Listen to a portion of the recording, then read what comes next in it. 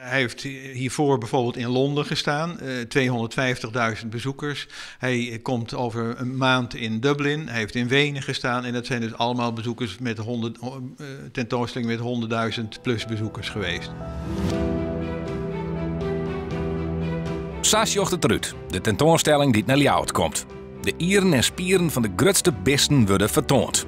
In de grote steden van de wereld lukt het intussen al miljoenen mensen. Van Detroit tot Londen en nou dus Ljouwert. Uniek. Het is een hele grote internationale productie waar ik al 3 jaar mee bezig ben om die naar het museum toe te krijgen. Maar eigenlijk is het museum wat te klein, is Leeuwarden wat te klein, is er wat te weinig achterland.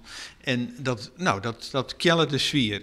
Maar sinds we culturele hoofdstad zijn, is het gesprek toch wat gekanteld en zijn we opeens interessanter geworden. En ja, het is dus nu gelukt om voor de komende herfst Animal Inside Out hier in het Natuurmuseum Friesland te krijgen. Dit is misschien wel een van de eerste opbrengsten van culturele haardstad 2018.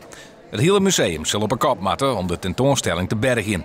We zijn nu al bezig om na te denken over de logistiek. Hoe zorg je dat de mensen op een prettige manier ontspannen erdoor kunnen? Dat iedereen de tijd krijgt om het rustig te bekijken. Waar moeten de buggies staan? Hoe zorg je dat de rij droog staat eventueel voor het museum? Want we verwachten er wel wat van. We gaan toch uit van rond de 40.000 mensen, 45.000 mensen tussen oktober en januari, dat we die hopen binnen te halen. Er is ek in je mens te zien. Animals Inside Out bloedt 3 maanden in Ljouwert.